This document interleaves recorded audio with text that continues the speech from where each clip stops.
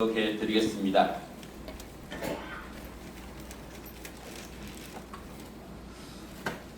예수께서 나와 말씀하여 이르시되 하늘과 땅의 모든 권세를 내게 주셨으니 그러므로 너희는 가서 모든 민족을 제자로 삼아 아버지와 아들과 성령의 이름으로 세를 베풀고 내가 너에게 분부한 모든 것을 가르쳐 지키게 하라.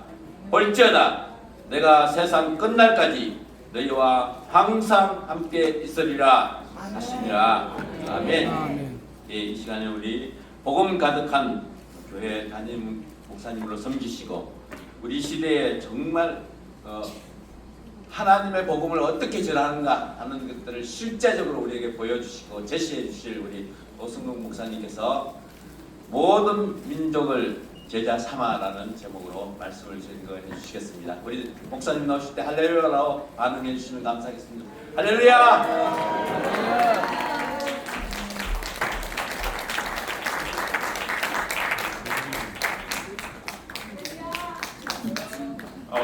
자격 없는 저를 불러주셔서 너무 감사합니다. 이번 대회가 너무 어려웠다는 얘기를 제가 들었는데 끝까지 민폐가 안 되기를 바랍니다. 일단 제가 어떤 분인지를 전혀 모르시는 그런 상황 가운데 있기 때문에 영상 하나로 짧게 이렇게 CTH 뉴스에 나간 영상 하나를 보고 그리고 나서 저는 목회자입니다. 그냥 크지 않은 교회를 광명에서 하고 있는 목회자인데 하나님의 은혜로 100여 개국 이상의 현지 제자들을 찾게 됐던 그 부분을 제가 생각할 때 누구나 할 수 있기 때문에 그 내용을 좀 전달하는 그런 시간들을 가졌으면 좋겠습니다. 영상 하나 잠시 보고 돌아오도록 하겠습니다. 세계 복음화를 위해 헌신하고 있는 사역자들이 한자리에 모였습니다. 복음 가득한 교회에 세계 복음화 사역에 함께하고 있는 동역자들이라고 하는데요. 세계 각국에서 일어난 하나님의 역사를 증언하고 앞으로의 사역 방향을 공유하기 위해 모인 복음 가득한 교회 2019 꿈굴의 마라나타 현장을 취재했습니다. 최대진 기자입니다. 성경의 복음과 성경의 전도를 통해 당대 세계 복음화를 위해 사역하고 있는 세계 85개국 160여 명의 현지 교회 지도자들과 동역자들이 한자리에 모였습니다. 이곳은 복음 가득한 교회가 마련한 2019 꿈굴의 마라나타 선교대회 현장.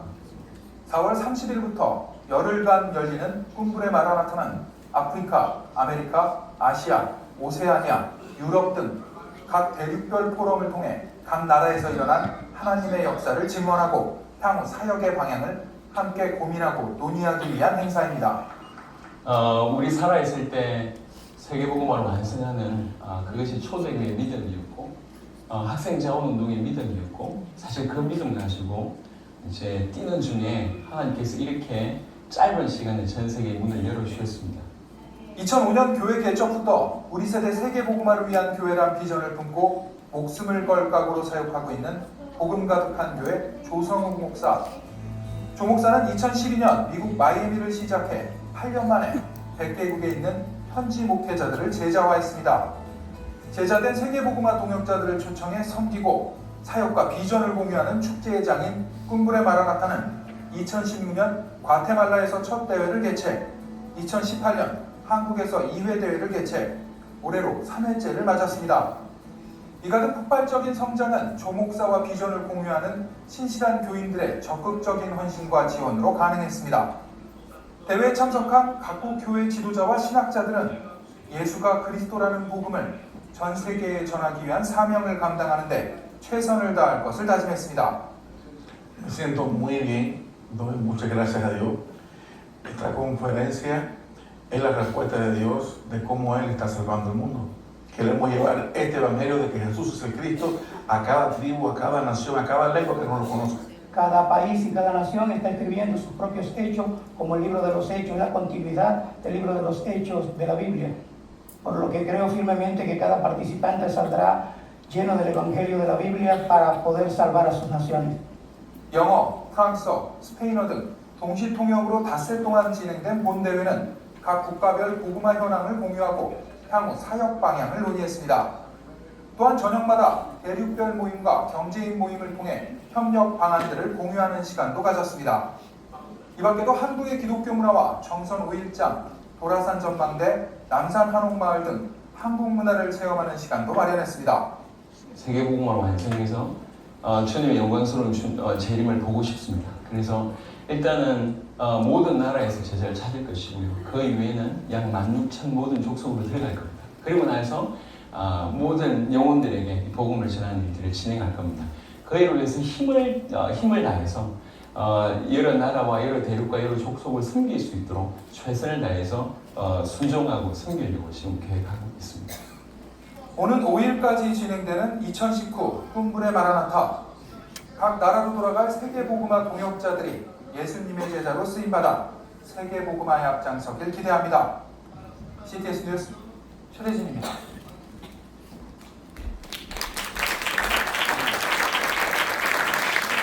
감사합니다. 이 선교사님들의 삶을 보면 제가 따라갈 수 없을 정도로 대단하신 분들이고 그들에게 일어났던 여러 가지 그 사역 보고는 좋게 대단한 사역 보고들이 많을 거라고 생각합니다.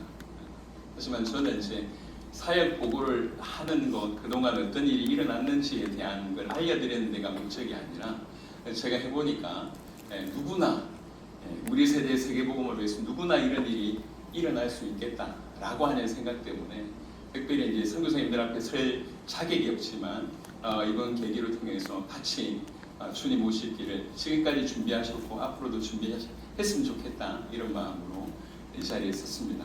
우리 회장님이 이제 좀 이 순서를 맡았으면 좋겠다고 말씀하셨을 때 제가 여러 번 거절했습니다. 목회자가 이 선교사들 앞에 선교사님들 앞에 선교를 얘기한다는 건 있을 수 없고 저는 그냥 단기 선교 몇 번 다녀왔는데 그걸 가지고 이제 선교사님들한테 얘기하기가 좀 그렇다라고 얘기를 계속 드렸는데도 우리 회장님이 워낙 강력하게 끈질기게 이렇게 얘기하시는 바람에 제가 이 자리에 있었습니다. 혹시 제가 나누는 중에 제가 실수하거나 아니면 올바르지 않은 것들을 얘기한다 하더라도 좀 양해를 부탁을 드리며 바람은 그냥 한국에서 조그만 교회를 목회하고 있는 목사가 짧은 시간 내에서 나갔다 왔는데 한 10년이 안 되는 시간 동안에 전 세계에 100여 개국에 저는 한국 사람을 만난 적이 없습니다. 그리고 언어도 못합니다. 한국말도 못합니다. 여전히 지금 경상도 사투리가 있기 때문에 영어도 할 줄 모르고 스페니쉬도 할 줄 모릅니다. 그럼에도 불구하고 물론 또 교회도 크지 않고 성도들도 많지가 않습니다. 그럼에도 불구하고 하나님 행하신 것을 제가 봤기 때문에 누구나 할 수 있다. 그 마음으로 오늘 이 자리에 섰습니다. 그래서 지금까지 어떻게 해왔는지를 길지 않게 암만 은혜가 돼도 1시간이 넘어가면 은혜가 사라지기 때문에 길지 않게 하지만 지루하지 않게 꼭 필요한 부분들만 여러분들하고 좀 나눌까 합니다. 제 얘기를 잠시 안 드릴 수 없는데 사진을 좀 PPT를 좀 보여주시기 바랍니다. 충격적인 첫 사진이 제 발 사진이 나가는데요. 발에 박혀 있는 파편 사진입니다. 빨간 그 동그라미 안에 파편 보이시죠? 그 다음 사진 부탁드립니다. 벌써 나왔네요. 제가 이제 이 파편이 이렇게 박혀 있는데 제가 군대를 철원에서 근무했었습니다. 91년도에 군 입대를 했었을 때 이렇게 폭탄 사고가 났었습니다. 그래서 그 자리에서 이렇게 그 예전에 우리 람보 이런 영화 보시면 총 이렇게 탁 해가지고 쏘는 그 유탄 발사기 탄이 불발탄 나 있던 탄을 저희 고참이 이렇게 주워서 묻어있는 흙을 털다가 터졌어요. 그 자리에서. 그래서 이 사람 그 자리에서 이제 한 5분 정도 신음소리 하다가 그 자리에서 이제 돌아가셨고 저는 한 7m 정도 떨어져 있었는데 그때 이제 제가 이렇게 파편을 맞았습니다. 파편을 맞는 그 순간에는 폭탄이 터진 줄 몰랐고 제 지뢰밭인 줄 알았어요. 그래서 내가 지뢰를 밟았구나. 터지는 순간에 제 다리가 아파서 이제 이 발목 지뢰라고 발목만 탁 날리는 지뢰가 있거든요. 그 지뢰밭인 줄 알았어요. 그래서 쓰러지는 순간에 짧은 그 시간 동안에 내가 죽었구나. 근데 지뢰밭에 들어왔으니까 짧은 시간 동안에 인생의 필름이 싹 다 지나갔어요. 그 맨 마지막 끝에 했던 질문이 천국에 대한 확신이 죽음이 바로 앞에 왔으니까 천국에 대한 확신이 제가 없더라고요. 그게 더 절망적이었어요. 그래서 다행히 쓰러졌다가 눈을 떠보니까 다리는 그대로더라. 다리에만 파편이 많았습니다. 그리고 나서 응급으로 헬기로 후송돼서 이제 병원에 갔는데 이게 끝인 줄 알았어요. 이제 병원에 가서 이렇게 소지품을 다 꺼내고 환자복으로 옷을 갈아입을 때 저게 이제 휴가 복귀하고 나서 5일째 되는 날입니다. 저는 군대를 철원에서 근무를 했고 제 고향은 마산입니다. 5일짜리 휴가를 나갔다 왔어요. 그러니까 가는데 하루, 오는데 하루. 실상 이제 한 2, 3일 정도의 휴가 기간 동안에 제가 어디를 갔었냐면 기독교 백화점을 갔었습니다. 거기 가서 성경 암송 카드를 하나 샀었습니다. 이 군인들은 5분간 일을 하고 10분간 쉬는데 그 10분 동안 전부 다 담배를 피워요. 이게 너무 힘이 드니까. 그러니까 이제 저는 담배를 안 폈거든요. 방황은 했지만 교회를 다니다가 방황은 했지만 담배까지는 제가 안 폈기 때문에 항상 저는 외톨이인 거예요. 저기 담배 피우고 있으면 이렇게 짝대기 하나 들고 이렇게 땅바닥 뭐 늙어 있고 뭐 이런 어떤 외톨이 그런 모습이라 그 시간을 활용해야 되겠다. 또 갈급하기도 하고 그래서 이제 이렇게 성경 암송 카드를 제가 샀었습니다.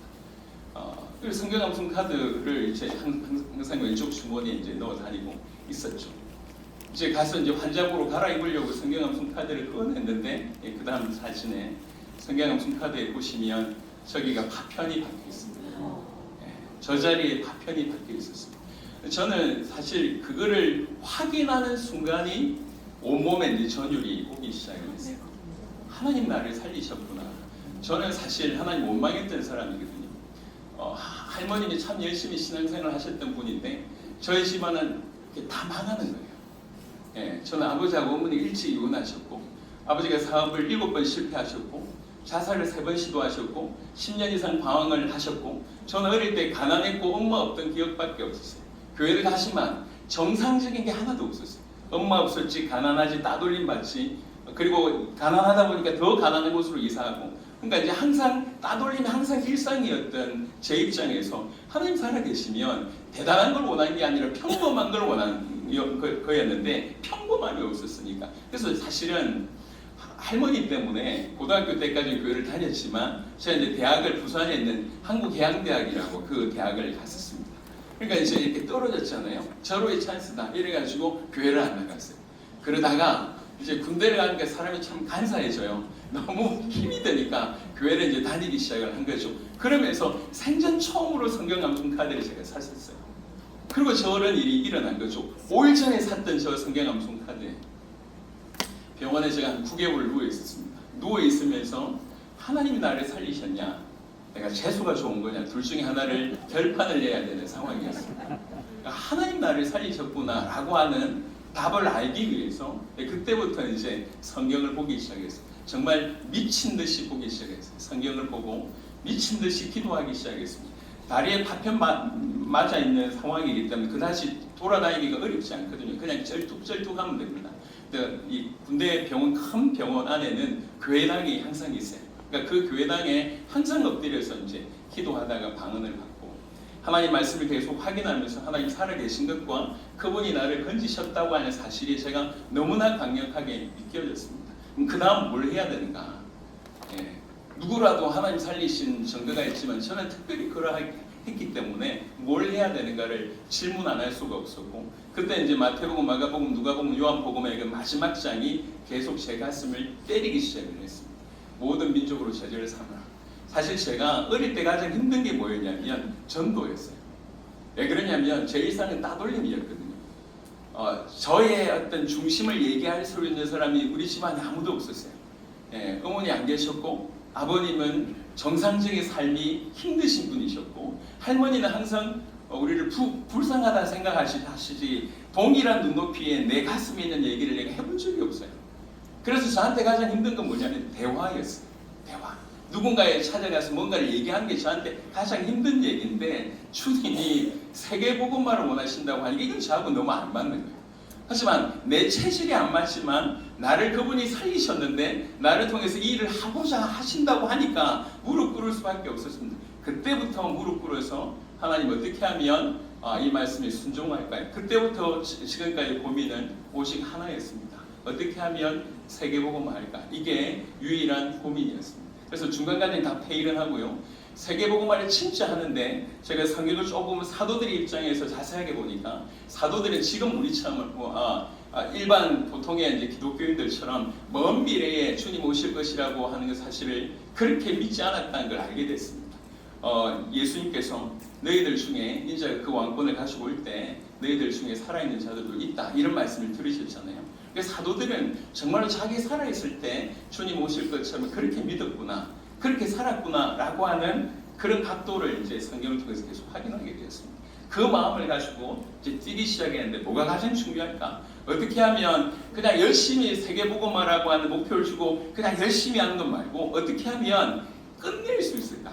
내 살아있을 때 어떻게 하면 세계복음화를 완성할 수 있을까? 가장 핵심이 뭘까? 하나님께서 은혜로 가장 핵심이 두 가지라고 하는 것을 알게 됐습니다. 하나는 뭐냐면 결국은 전해야 될 내용이다. 또 하나는 뭐냐면 구체적인 방법이다. 이게 너무 간편했습니다. 너무 쉬웠습니다. 이 쉬운 얘기를 그냥 간단하게 말씀드리면 여러분 제자들은요 뭘 전했냐면 복음을 전했습니다. 이 복음은 선명할수록 좋습니다. 아주 선명하게 복음을 무장해야 됩니다. 그냥 적당하게 예수 믿으라고 얘기하지 않았습니다. 여러분 다 알고 있는 내용이지만 이제 이 이후부터는 제가 사진과 영상을 계속 볼 거기 때문에 성경을 조금 빠르게 보시면 좋겠습니다. 사도행전 9장에 뭘 전했는가 고 성경의 4-5구절만 여러분하고 같이 보기를 원합니다. 선교사님 제가 몇 시까지 하면 되는 거죠? 50분까지 하면 될까요? 긴가요? 예, 알겠습니다. 감사합니다. 예, 혹시 조금이라도 지루하시면 사인을 주십시오. 제가 바로 인사하겠습니다. 사도행전 9장 사도 바울이 회심하자마자 사도 바울이 어떻게 복음을 전했는지를 보면 9장 20절부터 22절에 사도행전 9장 20절부터 22절에 즉시로 각 회당에서 예수가 하나님의 아들이심을 전파하니 듣는 사람이 다 놀라 말하되 이 사람이 예루살렘에서 이 이름을 부르는 사람을 멸하려던 자가 아니냐 여기 온 것도 그들을 결박하여 대제사장들에게 끌어가고자 함이 아니냐 하더라. 사울은 힘을 더 얻어 예수를 그리스도라 전언하여 다메섹에 사는 유대인들을 당혹하게 하니라. 유대인들은 언젠가 메시아가 오실 것이다 라고 하는 이 기분을 가지고 있었습니다.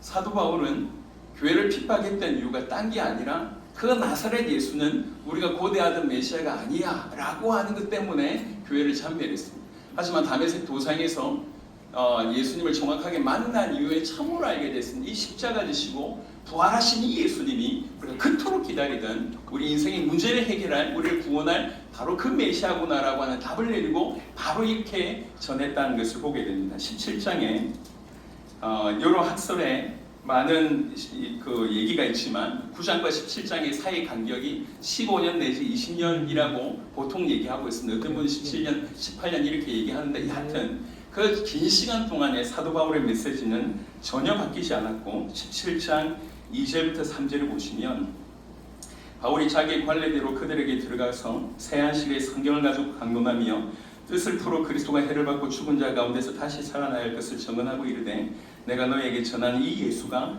곧 그리스도라 하니 규례라고 얘기했습니다. 항상 이렇게 한다는 얘기죠. 사도 바울은 뭐부터 얘기했냐면 왜곡된 그리스도를 정확하게 원래 위치에 올려놓습니다.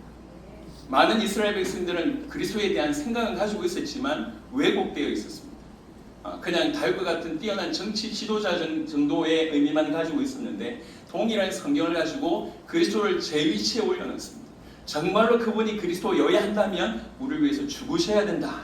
그리고 부활하셔야 된다라고 하는 이 그리스도의 사역, 그리스도의 존재에 관해서 정확하게 풀어낸 이후에 내가 너희에게 전하는 이 예수님이 바로 그 그리스도야. 이게 사도 바울의 메시지였습니다. 우리가 돌아가야 될 지점이 바로 이 부분이라고 생각합니다. 예. 그리스도가 어떤 직분인지 어떤 일을 하셨는지 왜 예수가 그리스도인지를 성경을 통해서 명확하게 증언했던 인물이 사도 바울이었고 그게 그의 규례였습니다. 18장에 5절에 보시면 18장 5절에 실라와 디모데가 마게도냐로부터 내려오매 바울이 하나님의 말씀에 붙잡혀 유대인들에게 예수는 그리스도라 밝히 증언하니 하나님의 사람이 하나님의 말씀에 붙잡히면 하나님의 말씀 그것도 가장 핵심적인 것을 전달할 수밖에 없습니다. 사도 바울은 하나님 말씀에 사로잡히자마자 예수님이 하나님의 아들 그리스도라고 전했습니다. 자, 이게 사도 바울의 포커스였고요. 사도행전 2장에는 여러분 잘 아시는 성령 강림 사건이 나옵니다. 성령 강림이 있으셔서 그 성령 강림의 사건을 본 많은 사람들이 어떤 사람은 술 취했다고 비난하고 어떤 사람은 하나님의 큰 일을 보고 놀랬습니다. 이럴 때에 베드로 한 명이 일어나서 메시지를 쭉 하게 되죠. 30분. 알겠습니다. 속도를 좀 내야 되겠습니다. 베드로가 메시지를 하게 되는데 그게 14절부터 26절까지의 메시지입니다. 14절부터 26절에 보시면 특별히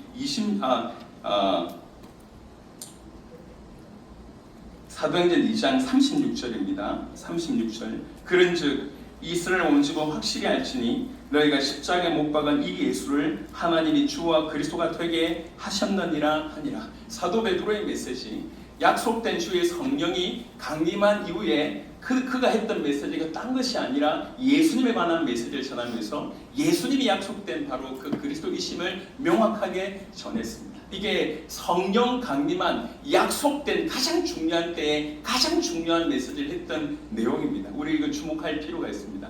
두 구절만 더 보겠습니다. 사도행전 5장 42절입니다.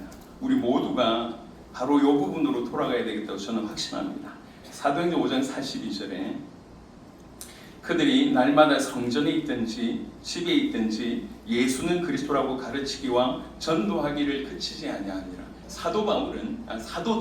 사도들은 어디에 있든지 언제든지 예수님이 그리스도라고 하는 사실을 가르치기와 전도하기를 그치지 아니하였다. 오늘날 목회자들이, 오늘날 우리 교육자들이, 오늘날 우리가 선교사들이 딴 게 아니라 돌아가야 될 지점이 예수님을 전하는 건데, 예수님이 하나님의 아들 그리스도라고 하는 사실을 믿지 않는 자에게 전하고 믿는 자에게 가르치는 일이, 그게 우리가 해야 될 일이고 사도들이 했던 모범이라고 분명히 얘기하고 있습니다. 여러분, 제가 우리 세대 세계복음을 두고 전 세계 나갈 때 가장 아주 간결한 표현이지만 가장 정확하게 복음을 전해야 되겠다라고 하는 결단을 하게 됐을 때 사도들이 전했던 메시지를 주목하게 됐습니다. 사도들은 이렇게 전했구나.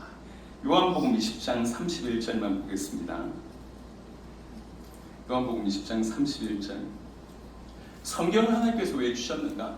오직 이것을 기록하면 너희로 예수께서 하나님의 아들 그리스도이심을 믿게 하려 하며 또 너희로 믿고 그 이름을 힘입어 생명을 얻게 하려 합니다. 성경을 왜 주셨냐라고 얘기할 때 영생을 얻기 위해서 주셨다. 맞습니다. 하지만 조금 더 얘기를 하자면 성경은 뭔가를 믿게 하기 위해서 주신 겁니다.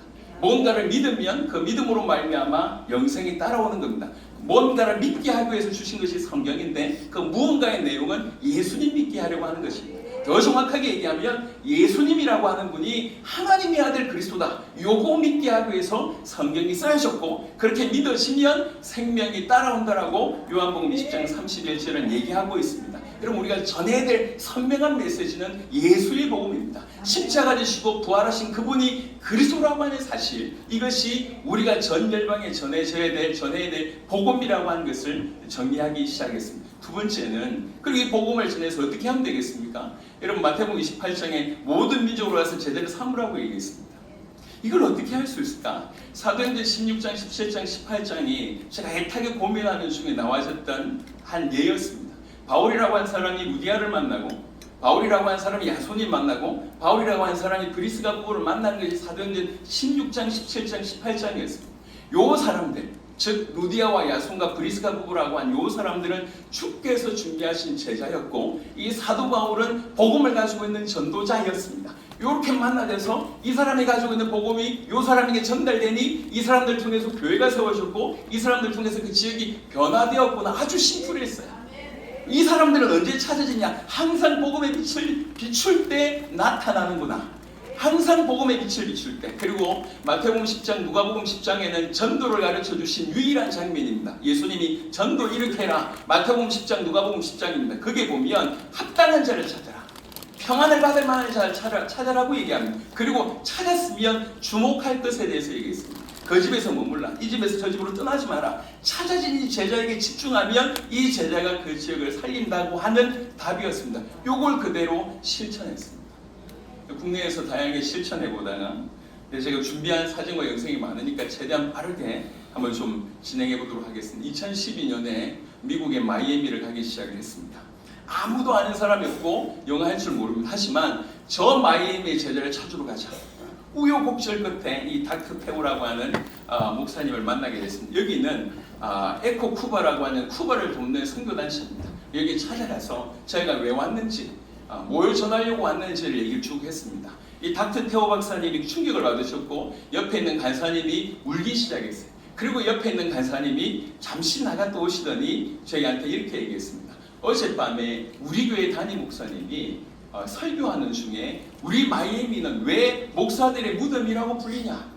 우리가 다 전도하지 않아서 그렇지 않냐? 그게 어젯밤의 주제였고 설교였는데 오늘 당신들이 나타났다. 그래서 지금 너무 은혜가 돼서 잠시 나가서 우리 담임 목사님한테 전화를 했더니 그 담임 목사님 당신을 보기를 원한다 라고 얘기를 했습니다. 그래서 그 다음 사진에 이 담임 목사님을 만나러 갔습니다. 까르도나 목사님이셨고 교회 이름이 마라나타라고 하는 교회였습니다. 이분을 만났습니다. 그리고 이분에게 우리가 왜 왔는지, 우리 세대 세계복음화 때문에 어떻게 발걸음했는지, 우리에게 뭐가 준비됐는지, 복음의 내용과 어떻게 사역을 했는지를 풀어냈습니다. 굉장히 이분이 충격받아 하셨어요. 그래서 그날이 금요일이었는데 금요 철야를 이렇게 모였는데 갑자기 올라가서 설교를 하라 그랬어요. 그래서 가서 말씀을 전하고 내려왔습니다. 이분이 얘기했습니다. 마이애미에 교회가 1,500개의 교회가 있는데 그 중에 500개의 교회가 연합체고 그 500개 교회 12명의 상임위원 중에 이분이 한 분이셨어요. 그래서 얘기하기를 내가 들어볼 때 너무나 많다. 하지만 내 뒤에 500개 교회가 있으니 500개 교회들하고 확인하고 나서 맞다고 얘기하면 당신들에게 다시 요청할 테니까 도와달라 이렇게 얘기를 했습니다. 우리가 찾는 분이었구나 생각이 들었습니다. 아니나 다를까 얼마 있지 않아서 이분이 연락이 왔습니다. 그래서 이 장면은 한 70명의 그 마라나타 교인들하고 이제 저희가 한 5차례 훈련을 했습니다. 마이애미를 5번 들어갔습니다. 자비라고 들어가는 항공비 모든 비분들을 우리가 다 이제 은신을 하고 이분들을 돕기 시작했습니다. 감사하게 이분들 통해서 전도가 폭발이 되기 시작했습니다. 마이애미는 참 전도하기 힘든 곳인데 저희가 첫 훈련하는 그 첫 주간에 40명이 등록을 했습니다. 그러니까 교회가 너무 놀랍게 벌어졌고 이 교회에 중남미 사람들이 15개 국나라의 중남미 사람들이 와 있었습니다. 저희가 5번째 도왔을 때 까르도나 목사님께서 얘기하시기를 당신들에게는 어메이징한 게 3가지가 있다. 당신들이 전하는 메시지가 어메이징하고 당신들이 얘기하는 전도가 어메이징하고 당신들의 자세가 어메이징하다. 나하고 같이 갈 때가 있다. 그래서 이 사람이 저희를 데리고 가기 시작했습니다. 이 사람이 중남미 문을 열어주셨습니다. 영상입니다. 한번 좀 재연을 부탁드립니다.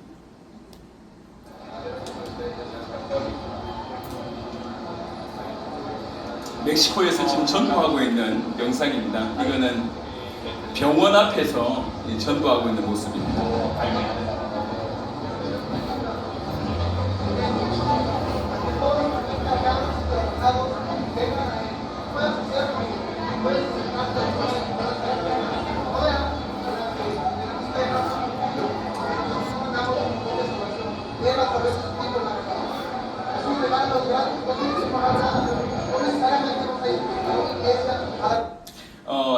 이분들이 저희를 이제 데려가서 집회할 수 있도록 이렇게 만들어 주셨어요. 그래서 집회를 이렇게 뭘 전할 수 있는 내용인지를 복음을 전하고 나서 저희는 전도 방법을 가르치는 게 아니라 내용을 전하고 나서 그렇게 얘기합니다. 이제 여러분들은 전할 내용이 생겼다. 전도의 방법은 다양할 수 있지만 전도는 복음이 전해지는 것이다. 당신들은 전할 내용이 생겼기 때문에 언제든지 어떻게든지 가능하다. 그래서 평일날 이렇게 저녁마다 모여서 훈련하고 나서 토요일날 전도 현장에 내보냈던 것입니다. 그게 이제 그 영상 하나고, 요 영상은 뭐냐면 한 100여 명 정도가 전도 나갔는데 이 아이들 한 11살하고 9살인가 13살하고 9살인가 이 둘이 팀을 짜서 나가서 이 아저씨한테 복음을 전했어요. 그러고 나서 맨 마지막에 기도해 주는 영상입니다. 잠시 보겠습니다.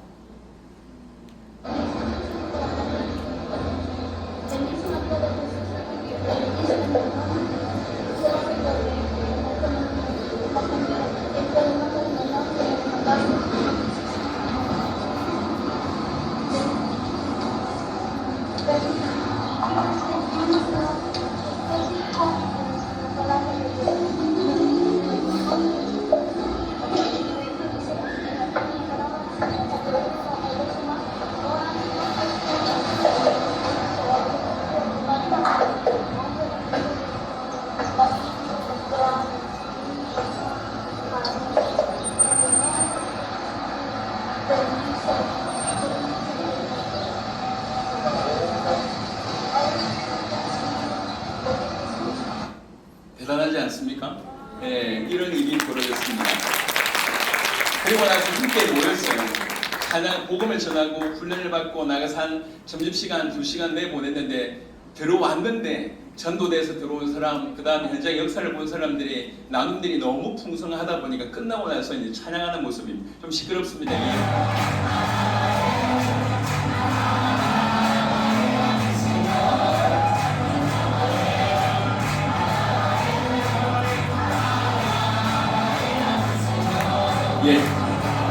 예.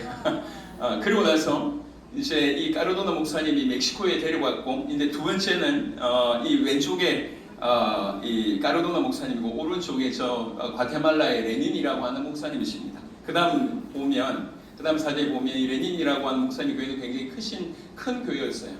사역이 너무 잘 돼서 고민이 되기 시작했대요. 내가 올바로 하는 게 맞나?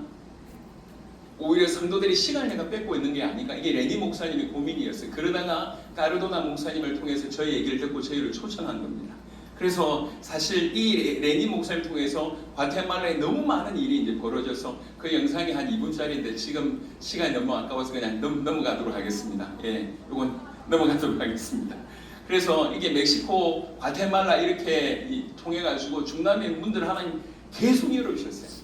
저희가 자비랑으로 섬겼고 어떤 것도 요구하지 않았고, 저희에게서 메시지를 들어봤던 사람들이 메시지가 너무나 확실하다 보니까 계속 옆에서 소개시켜 주셨어요.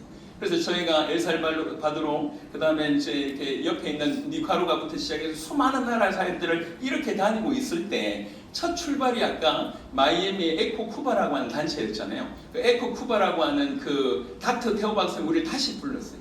다시 불러가지고 이제 요구하기를 쿠바에 좀 들어간다고 요청을 했어요. 왜 요청을 하냐니까 이분들이 주로 하는 일이 뭐냐면 쿠바에 돈을 갖다 주고 성경책을 갖다 주는데 이 이송책들이 다 정부에 발각이 된 거죠. 그러니까 사용은 자원이 필요한 거예요. 믿을 만한 사람, 돈을 들고 갈 수 있는 사람, 성경책을 들고 갈 수 있는 사람. 그래서 우리가 자비랑으로 계속 섬기는 걸 한 2년 동안 지켜보니까 저 사람 괜찮구나. 이래서 우리를 다시 불렀습니다. 그래서 이제 저희가 그때 닥터 테오 박사님한테 얘기하기를 쿠바에 돈이 필요한 게 아닙니다. 쿠바에 성경책이 필요한 게 아닙니다. 아예 없지 않습니다. 분명히 있을 겁니다. 쿠바에 필요한 건 복음입니다. 라고 얘기하면서 다시 복음을 설명했어요. 닥터 테오 박사님이 그때야 충격을 받고 저희한테 제안을 했습니다.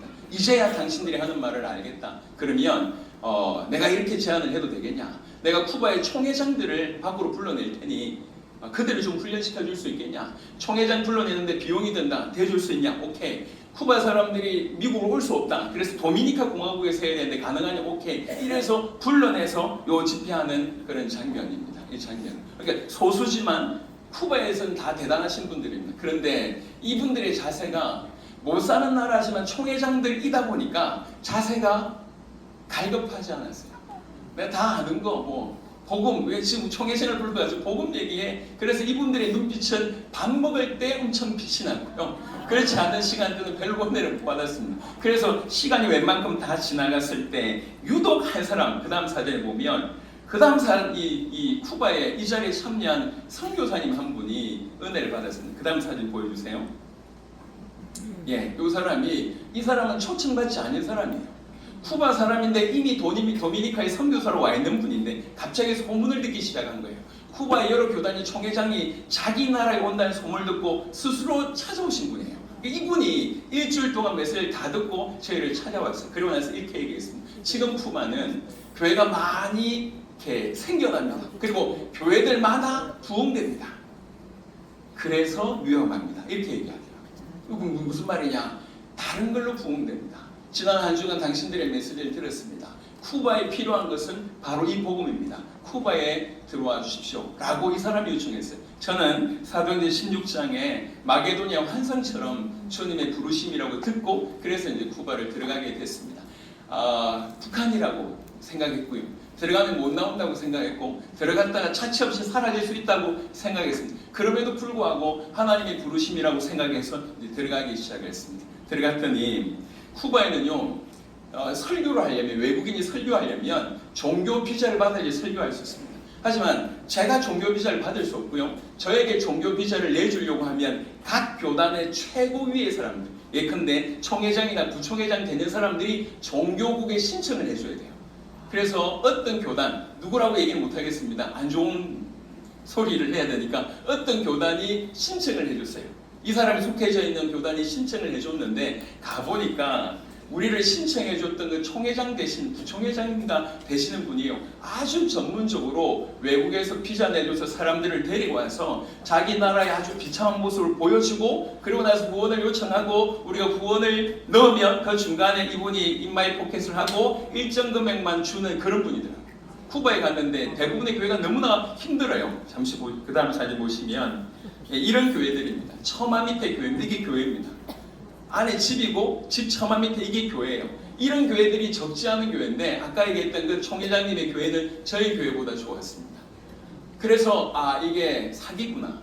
그러니까 이분들이 집회를 하려면 요청을 많이 하거든요. 돈이 필요하다. 성도들에게 밥을 줘야 된다, 커피를 줘야 된다, 차비를 줘야 된다 라고 얘기하면 저희가 이제 다 돈을 줘요. 돈을 주는데 나중에 알고 보니까 커피 한 잔으로 청구한 값이 한 20잔 먹을 수 있는 돈이었어요. 사기를 당했죠. 사기 당해가면서 우리는 쿠바 살 사람 한 명만 찾으면 된다. 그래서 쿠바에 처음 들어갔을 때 한 1억 정도 비용이 들어갔습니다. 그 다음 사진 보여주세요. 이 찬양이거든요. 한번 들어보세요.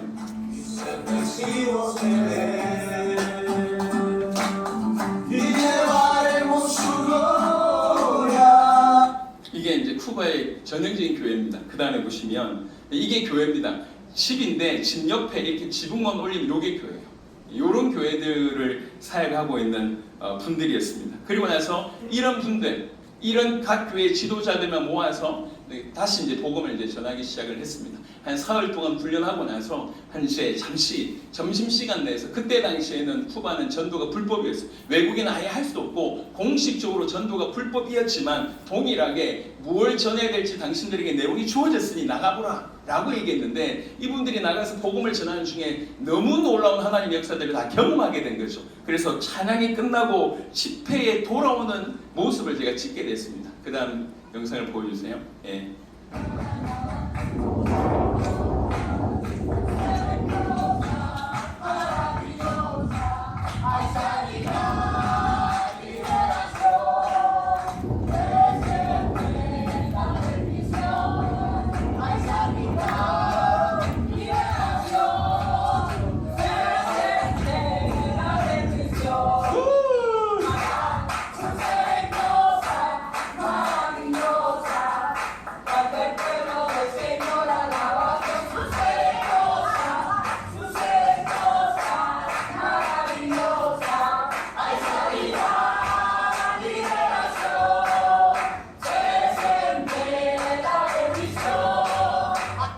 전도가 불법인 나라에서 복음을 전하고 이제 사람들이 살아나는 걸 보면서 저렇게 찬양이 터졌습니다. 그리고 처음 갔을 때 그 지역 집회하는 영상입니다. 잠시 보여주세요.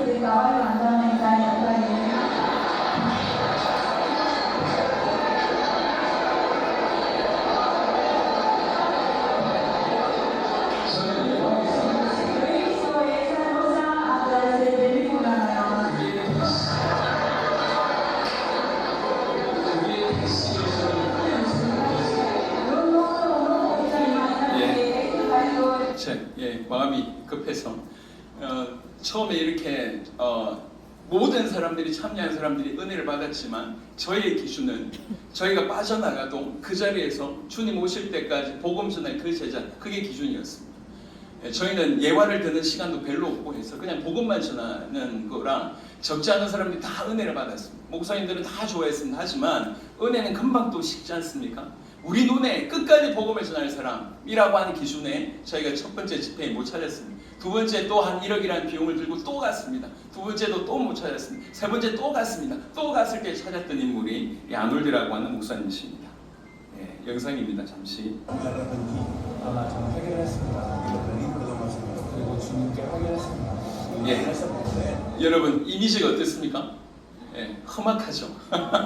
이분이 원래 태권도 국가대표 출신이에요. 쿠바가 북한하고 연결되어 있다 보니까 젊었을 때 운동을 열심히 하다가 죽을 병이 걸렸습니다.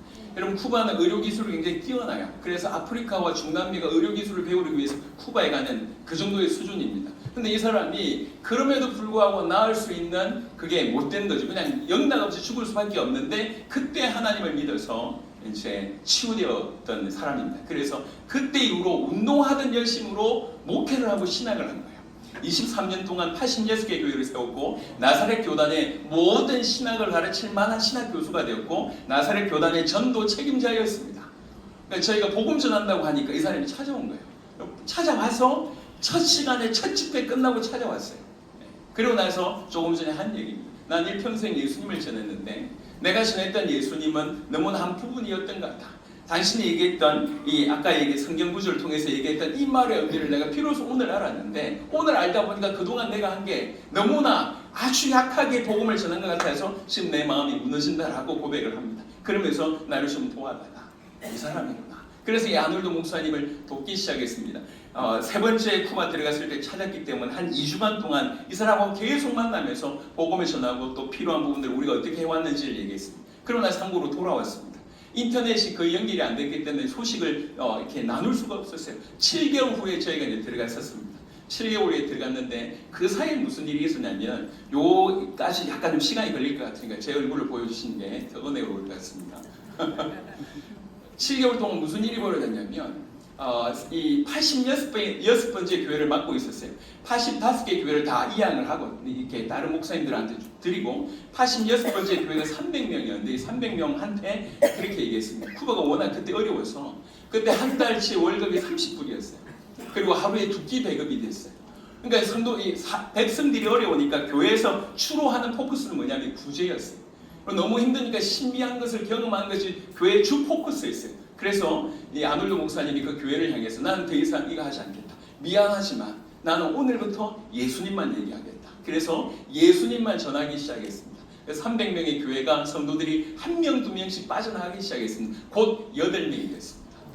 싹 빠져나갔어요. 그런데 이 8명이 동일하게 아놀드 목사님하고 동일한 강도로 복음을 받기 시작했어요. 이 8명을 통해서 무슨 일이 벌어졌냐? 이게 지금 교회 숫자입니다. 8명을 통해서 7개월 만에 교회가 20몇 개가 선 거예요. 20몇 개의 교회가 선 겁니다. 쿠바 섬이 이렇게 길게 되어 있는데 하바나가 이제 서쪽에 있고요. 저 동쪽 중앙에 라스투나스라고 주가 있어요. 라스투나스 주에서 난리가 났어요. 300명, 8명 교회가 됐을 때 주변의 목사님도 난리가 났어요. 어떤 난리요? 좋은 난리가 났어요. 근데 그 8명이 20몇 개의 교회가 되기 시작하니까 주변의 목사님들이 이거는 그냥 관망할 수 없는 일이 벌어진 거죠. 그래서 아놀드 목사님이 찾아오기 시작했습니다. 쿠바는 공산국가이다 보니까 뛰어난 사람이 일어나면 제거하지 않습니다. 제거하면 테러를 당하기 때문에. 그래서 항상 비슷한 사람을 세워서 싸우는 구조였어요. 쿠바 기독교 역사상 10개의 교단이 모인 적이 한 번도 없대요. 그런데 아놀드 목사를 통해서 계속 이렇게 찾아오기 시작하니까 듣고 싶냐? 알고 싶냐? 조금만 기다려라. 그래서 저희가 갔을 때 21개 교단에 임원 목사님들만 한 100여 명 정도가 모였습니다. 그 다음 사진에 나와 있습니다. 이렇게 이 사람들 대상으로 이제 사흘간 집회를 했습니다. 그러고 나서 얘기했습니다. 이분들이 다 자기 교단으로 들어와 달라고 요청을 했습니다. 그래서 그 다음 사진에 보면 이 교단들 중에도 최고 리더들을 모아가지고 얘기했습니다. 여러분들이 지난 사흘 동안 말씀을 들었다. 이 말씀이 여러분 교단에 필요하다고 우리한테 요청을 했다. 하지만 교단을 돕기 위해서 온 게 아니라 나는 쿠바를 살리고 싶다.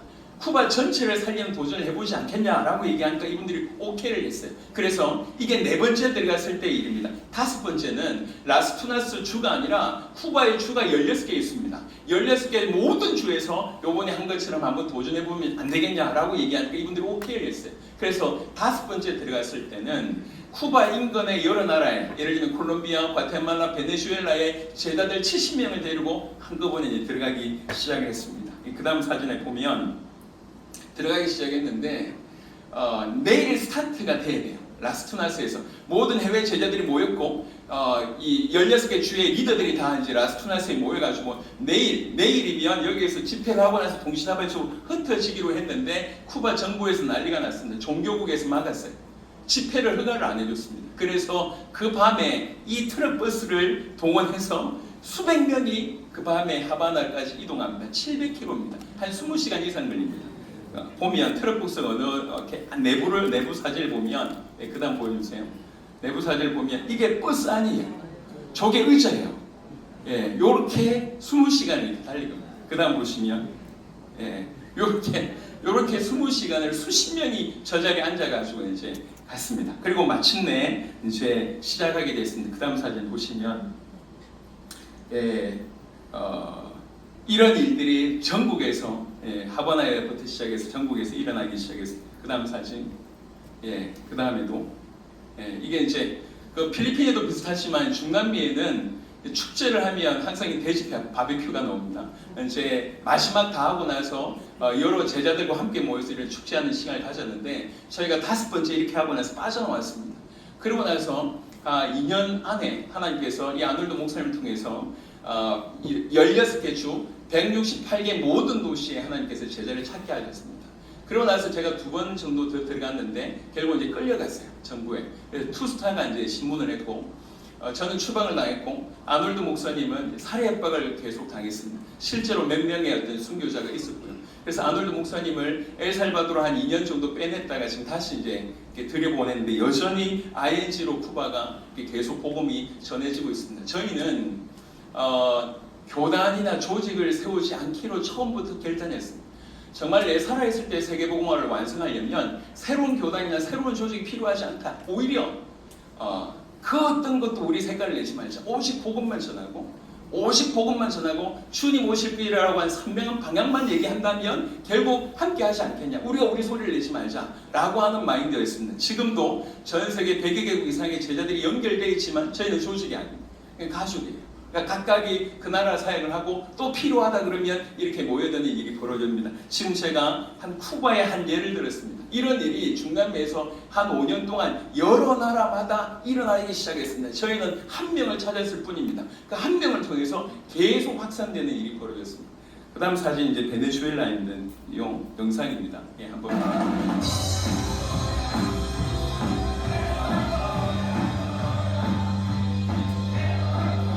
확실히 다르죠.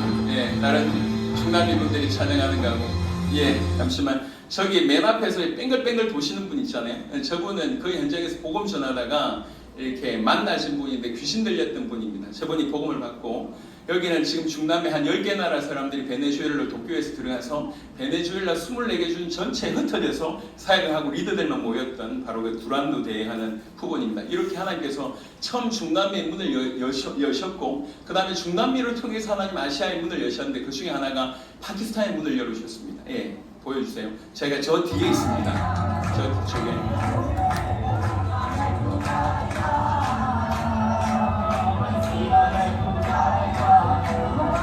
지금 아시아권에서는 가장 활발하게 일어나고 있는 곳이 파키스탄입니다.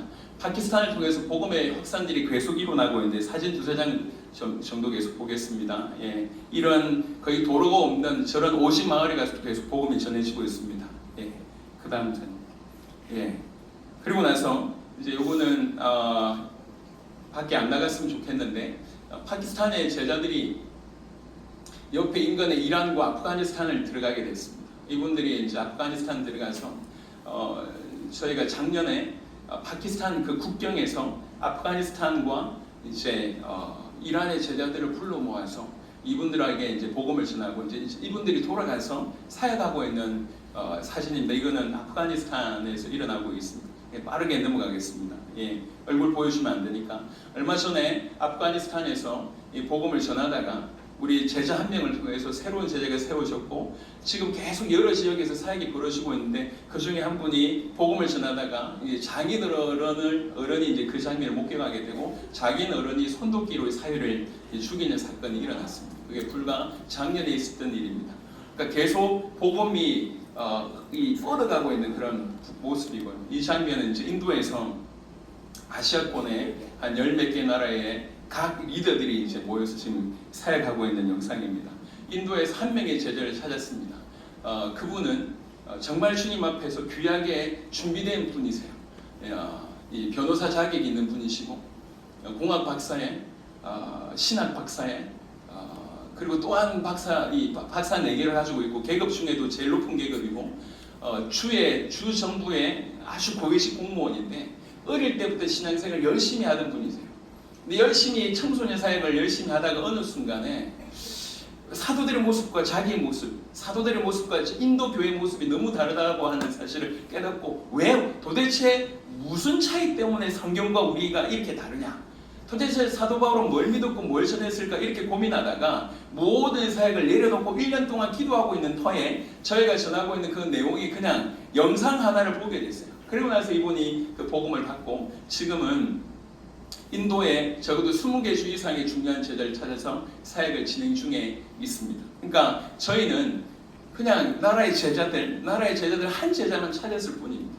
그런데 그 제자를 통해서 그 나라가 계속 살아나고 있는 일들이 벌어집니다. 예, 그리고 나서 이제 요거는 그 다음 아프리카 부분인데요. 뭐 많이 있지만 그냥 짧게만 얘기합니다. 아프리카의 영어권 한 10몇 개 나라 제자들이 아프리카 이제 우간다에 모여가지고 이제 우간다 전체를 살리고 또 제자들만 모여서 마지막 수련회하는 그런 사진입니다. 그 다음에는요, 이제 그 이 민주 콩고의 불호권인데 여기도 이제 아프리카의 불호권 제자들을 모아가지고 전체 그 흩어져서 그 나라 사역을 하고 맨 마지막에 들어와서 이제 사역하고 있는 중요한 부분입니다. 예, 그 다음에 이건 유럽인데요. 예, 그 다음 시간이 없어서 하나님께서 8년이라고 하는 시간 만에 전 세계 100여 개국의 현지 제자들을 계속 찾게 하셨습니다. 영상 하나를 보여드리겠습니다. 이게 캐나다 영상인데요. 예. 라비라고 하는 분이십니다. 소방관 출신이시고 일평생 신앙생활 하신 분이신데 저 가정에서 이제 짧게 말씀을 나눌 때 이렇게 좀 임팩트 있게 말씀이 전달이 됐습니다. have small fire here and there. 한 군데로 불 붙으면 산불나게 돼 있습니다. Because once you have a small fire here, then that will burn up the whole mountain. 미국의 텍사스 중심으로 이 바이블 벨트가 형성되어 있으면 캐나다는 이제 밴쿠버 약간 위쪽에 이렇게 그 바이블 벨트가 형성되어 있는데 그 중에 한 지역입니다. 칠리웍이라고 하는 지역에서 이분이 복음을 받고 나서 어떻게 하면 되겠냐? 그냥 평신도예요. 일평생 소방관 생활하면서 지역에 영향을 끼치는 분입니다. 그런데 이분하고 계속 말씀을 나누면서 북미에서 계속 가정에서 성경 공부하고 말씀으로 뒤집어지는 일이 벌어졌어요. 그 다음 영상은 이분들이 저희한테 그 모임학원 영상을 하나 보여준 겁니다. 보겠습니다.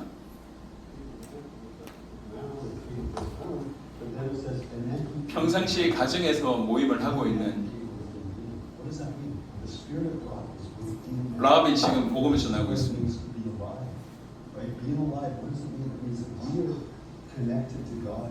We always talk about two types of people in the world.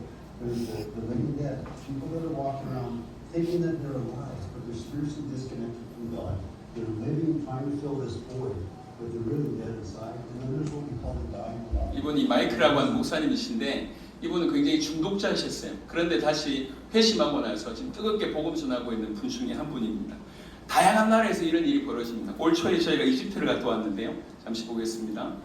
이게 이제 이집트에서 모임을 한 건데 이게 어떤 사진이냐면 이집트에 저희가 제자 한 명을 찾았습니다. 이분은 이 이라크 전쟁이 있을 때 지금 이라크가 복음을 받을 때다. 이라크 전쟁이 있을 때 오히려 이라크를 넘어가신 분이시고요. 여러분 죽을 뻔 하다가 주님의 은혜로 살아났던 분입니다. 이집트 분인데 그래요. 근데 이제 저희하고 만나졌을 때 이 중동을 살릴 수 있겠다 생각이 들어져서 이분이 중동 국가 21개인가 그 중동 국가 중에 15개 나라의 무슬림 배경의 크리스찬 중에 기독교 리더들을 각 나라에서 2명씩 초청을 해서 저희가 이제 올 초에 말씀을 좀 전하고 왔습니다. 마지막 영상인데요. 영상 좀 보여주시면 좋겠습니다.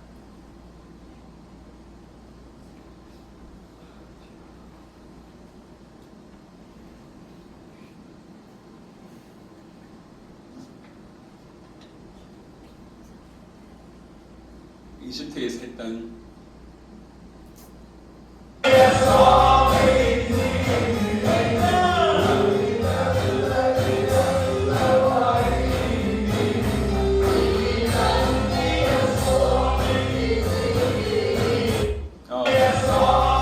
물론 뭐 이렇게 다 조심하겠지만 이런 영상들은 여러분만 좀 보시고 기록에 안 남겼으면 좋겠습니다. 이제 5분 남았습니다. 마무리하도록 하겠습니다. 제가 지금 그냥 우리는 이렇게 했어요라고 하는 사역 보고를 보여드리기 위해서 이 자리에 온 게 아닙니다. 저의 초점은 두 가지였습니다. 정말 우리 세대 세계복음화라고 하는 그 명확한 기준을 두고 뛰는 것이 중요하다. 그리고 그 중에 실제로 가장 중요한 것은 우리에게 무기가 얼마나 선명하냐. 내가 전할 복음, 사도들처럼 성경에 기록된 것처럼 우리는 복음을 제대로 준비하고 제대로 무장해야 되겠다. 결국 중요한 것은 딴 게 아니라 복음이 사람을 살리는 부분이기 때문에 복음의 선명함을 가지라. 그리고 복음에 반응하는 제자들이 전 세계 어디든지 준비됩니다. 그 제자들에게 집중했을 때 그 제자들을 통해서 지역이 살고 나라가 살아난 일들을 지금까지 보고 있습니다. 그래서 해보니까 아까 말씀드렸던 것처럼 그렇게 썩 말을 잘하는 편이 못 되잖아요, 제가. 그리고 언어를 잘하는 편도 제가 못 되지 않습니까? 배경이 하나도 없습니다. 그럼에도 불구하고 저는 전 세계에 나갈 때 하나의 마음으로 나갔습니다. 세계복음만 해야지, 그것도 있지만 이 복음을 확인하면서 이 복음이 세계보다 크다라고 느껴졌어요. 이 복음이면 전 세계를 100번이나 1000번이나 살릴 수 있겠다고 믿어졌어요. 그것 때문에 나갔습니다. 그것 때문에 나갔고, 틀림없이 하나님은 세계복음 학용원하시고 처처에 주께서 준비하신 제자가 틀림없이 숨어있다. 틀림없이 준비되어 있다. 그 마음으로 계속 찾았습니다. 만든 게 아니에요. 저는 제자를 만들 수 있는 능력이 없습니다. 그냥 저는 제자를 찾았을 뿐이에요. 복음에 반응 보이는, 목숨으로 반응 보이는 제자를 찾았고, 그 제자를 지금까지 해왔던 것들을 조금만 도왔을 뿐인데 저보다 훨씬 뛰어납니다. 저희는 재교육이 필요 없습니다. 제자들. 훈련이 필요 없습니다. 죄송한 말씀이지만. 왜 그러냐? 훈련이 필요 없는 제자를 찾아요. 그리고 저희하고 연결이 안 돼도 괜찮습니다. 저희는 조직이 아니기 때문에. 그래서 지시하거나 보고받는 이런 일이 전혀 없습니다. 그럼에도 불구하고 함께 우리 살아있을 때 세계복음을 완성하는 그 걸음을 지금 달려가고 있습니다. 교회 하나가 지난 10년 동안에 뛰었는데 이 정도는 일이 일어나는 걸 보면서 같이 이 땅의 교회가, 이 땅의 선교사님들이 같이 일어난다고 하면 얼마든지 우리 살아있을 때 세계복음을 완성할 수 있겠다, 이런 생각이 듭니다. 그래서 겸손하게 우리 선교사님들과 함께 우리 주님 오실 길을 준비하게 되기를 그리스도 예수 이름으로 축원합니다. 아멘. 하나님 감사합니다. 귀중한 선교사님들과 함께 귀한 시간 나눌 수 있도록 하나님 은혜를 베풀어 주셔서 참으로 감사를 드립니다. 우리에게 허락하신 그 그리스도, 십자가 주시고 부활하신 그 예수님이 하나님의 아들 그리스도라고 하는 그 위대한 복음을 우리에게 허락해 주셨습니다. 이 복음이 얼마나 큰지 우리 스스로 깨닫게 도와주시며, 이 복음으로 얼마든지 전 열방을 살릴 수 있겠다고 하는 결론을 우리가 맺을 수 있도록 하나님 역사하여 주옵소서. 틀림없이 주님은 세계복음화를 이루고 계십니다. 오실 길을 준비하는 우리 모두가 될 수 있도록 하나님 역사하여 주옵소서. 감사를 드렸고 살아계신 우리 주 예수 그리스도 이름으로 기도드렸습니다. 아멘. 감사합니다.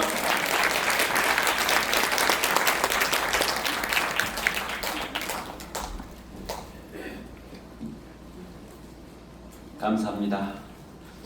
우리 세대, 우리 시대 안에 우리의 눈으로 세계복음화를 보고 성취할 수 있기를 원합니다. 이 시간 우리가 함께 우리의 마음을 들여서 헌금을 드리면서 우리 같이 하겠습니다. 우리 준비위원들로 섬겨주신 모든 분들 나오셔서 함께 찬양하겠습니다.